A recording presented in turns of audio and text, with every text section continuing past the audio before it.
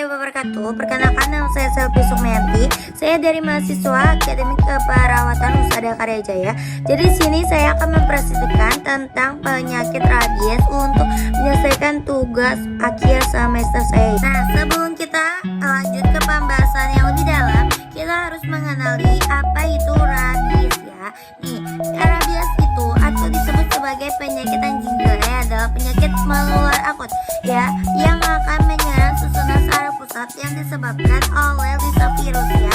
Virus itu terjadi disebabkan melalui air liur, gigitan atau cakaran dan juga jilatan pada kulit yang luka oleh hewan-hewan yang terinfeksi rabies ya.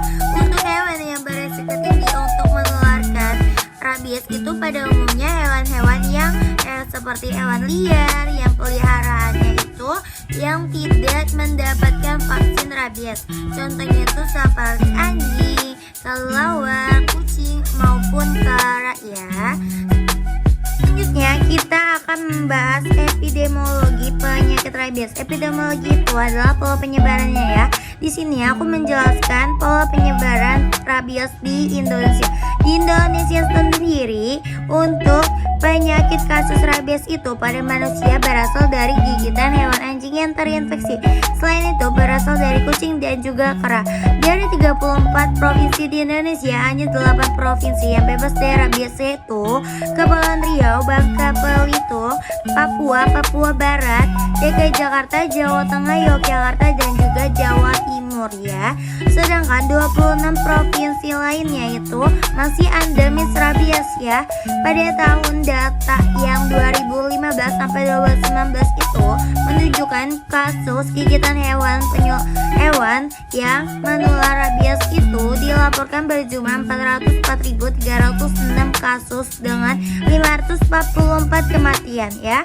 5 provinsi dengan jumlah kematian tertinggi yaitu ada Sulawesi Utara, Kalimantan Barat, dan Sulawesi Selatan, Sumatera Utara, dan juga Nusa Tenggara Timur. Kejadian ini sangat luar biasa ya. Rabies terakhir ini dilaporkan terjadi pada tahun 2019 di Kabupaten Dampu atau Nusa Tenggara Barat ya.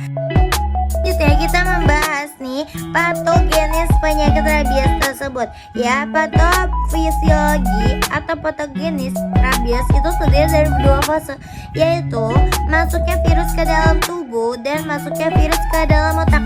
Yang pertama, masuknya virus ke dalam tubuh itu adalah virus rabies yang melalui luka gigitan atau cakaran hewan terinfeksi ya. Inokulasinya dalam jaringan otot terjadi di daerah luka dan virus mulai melakukan replikasi atau penyebaran seperti itu ya. Untuk masuknya virus ke dalam otak itu, setelah mencapai sistem saraf pusat, virus akan melakukan replikasi dengan cepat dan menyebar luas, adanya kecepatan 200 sampai 400 mm per hari melalui reseptor asetilkolin dan nikotinik di otak. Maka terjadilah virus masuk juga ke dalam otak seperti itu ya.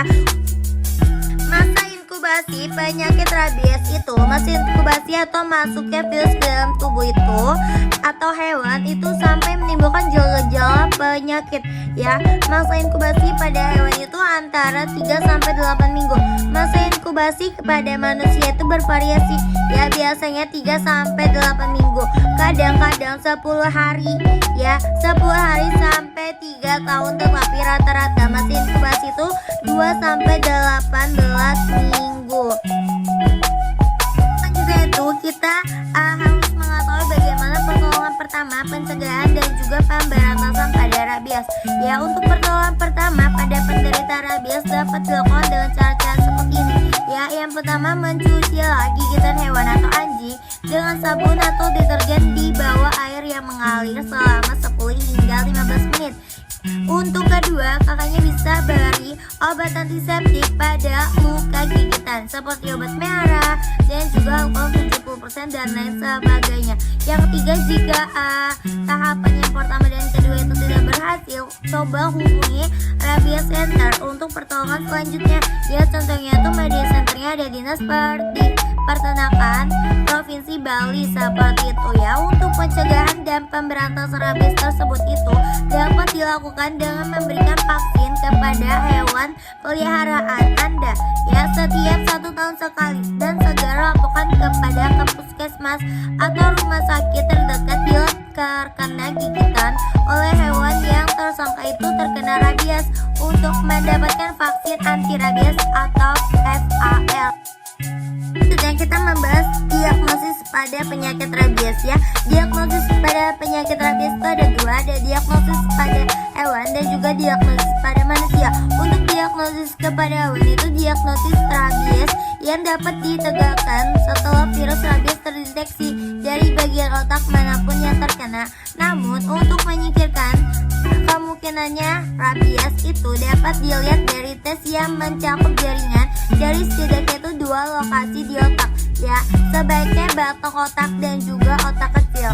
Untuk diagnosis pada manusia itu ada beberapa tes yang diperlukan ya untuk mendiagnosa bagaimana ya mendiagnosa rabies antemertem atau sebelum kematian pada manusia.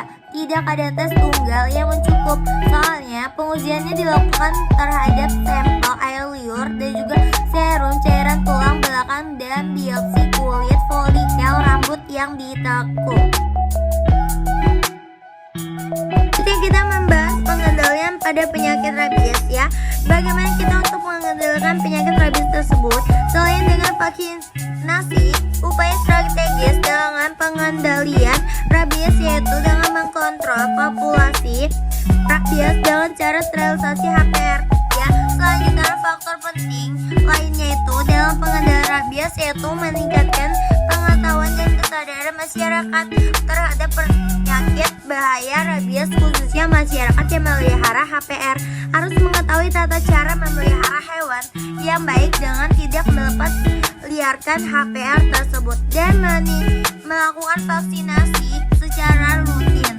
Jika ditemukan adanya kasus gigitan HPR, dihimbau kepada masyarakat agar melaporkan ke Dinas Peternakan dan atau ke puskesmas. Selanjutnya itu cara mengobati rabies. Pengobatan yang dilakukan tergantung pada kategori luka tersebut, yaitu apa saja sih?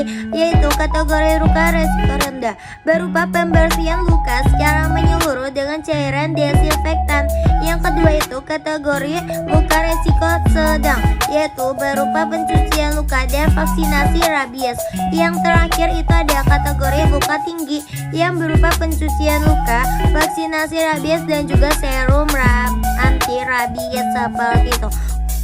Kita kesimpulan dari presentasi ini yang saya ambil dari makalah saya sendiri, yaitu rabies adalah penyakit menular yang dapat dicegah dengan memberikan vaksin rabies pada hewan peliharaan Anda. Setiap 1 tahun sekali, segera laporkan kepada puskesmas atau rumah sakit terdekat bila digigit oleh hewan tersangka rabies untuk melakukan dan mendapatkan vaksin anti rabies tersebut atau VAR. Ya, segera laporkan ke rabies center bila terdapat gejala rabies dan jangan lepaskan hewan peliharaan Anda di berkeliaran di alam bebas. Terima kasih dalam presentasi saya hari ini, dan terasa sudah di penghujung presentasi saya. Ya, dan saya harap kamu dapat mendapatkan pengetahuan dan manfaat yang berguna dari presentasi saya ini ya.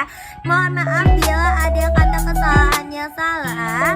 Saya pamit undur diri. Wassalamualaikum warahmatullahi wabarakatuh.